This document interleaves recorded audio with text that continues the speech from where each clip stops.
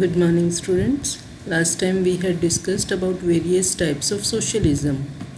So let's continue from that. Socialism of Karl Marx and Engels. They both believed in the radical way of overthrowing capitalist systems. They argued that properties should be owned by working masses.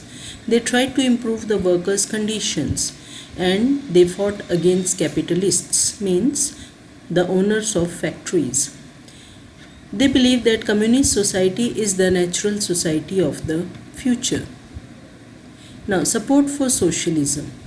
Socialist ideas spread out Europe in 1870s. Many of the socialist groups were formed all over the Europe, especially during 1889 an international body was set up to coordinate their efforts called as Second International. These associations worked closely with Social Democratic Party SDP in Germany. Now, support for socialism.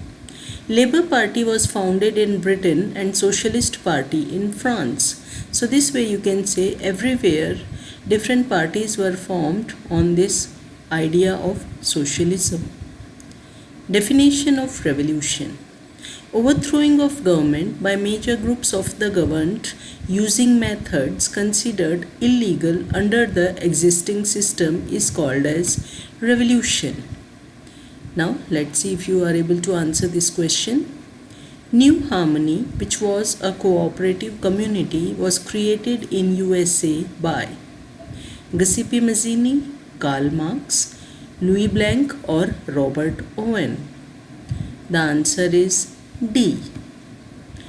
Robert Owen, who was a leading English manufacturer who believed in cooperative socialism, tried to build a cooperative community called New Harmony in Indiana in USA. Now let's see. This one we will be discussing Russia before revolution. Conditions of workers, pre-revolutionary Russia, early revolutionary activities and First World War and the revolution. Let's see condition of workers. The condition of peasants or farmers was very poor in Russia. During the 19th century, around 85% of the land was cultivated by the peasants, but they were very poor and miserable. Most of the powers were enjoyed by the higher section of the society. The nobles and the clergies, they enjoyed all the powers under the rule Tsar Nicholas II, and the peasants were living a very miserable life. Now, pre-revolutionary Russia. In this we will be seeing religions of Russian Empire and from 1914 onwards and what was the condition.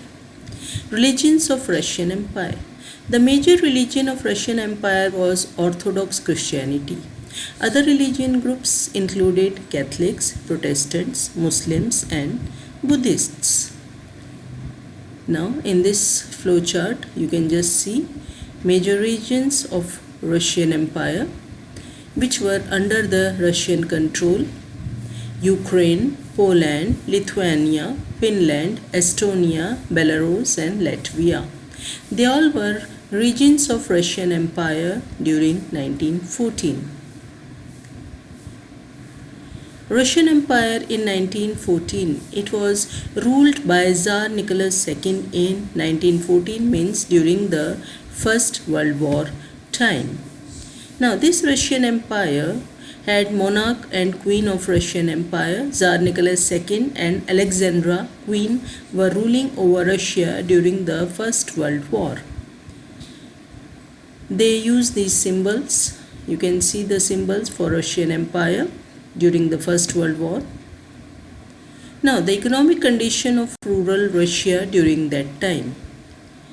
Majority of the people, 85%, were agriculturists, higher than most European countries, and proportion between 40 and 50%. Means in other European countries, the agriculturists or farmers were 40 to 50%, while in Russia this percentage was 85%. Peasants produced for market and own need, and Russia was the major exporter of grain till the First World War. But they used to lead a very miserable socio-economic conditions. Now, economic conditions of urban Russia. 19th century urban areas in Russia like St. Petersburg and Moscow, they were the prominent industrial areas. The craftsmen produced more than the factories, and it existed alongside craft workshops. Means with industries, the craftsmanship was also very developed in that time. Now factories in Russia. Many factories came up in 1890s due to railway network. Foreign investment in industry also increased and coal production doubled. Iron and steel output also quadrupled. So this way Russia was developing. But the condition of workers. They were divided by social groups, by skill, lived in villages and towns. Like metal workers of St. Petersburg were considered themselves aristocrats because they were rich as compared to others.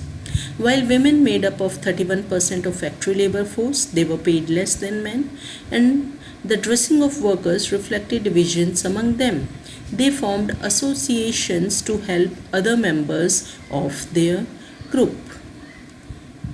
Now, church and nobilities. The nobility, crown and church, they owned large properties. Peasants wanted land of nobles to be distributed, so they frequently refused payment of taxes and even murdered nobles also. So, till here in today's class. In next class, we will be discussing early revolutionary activities.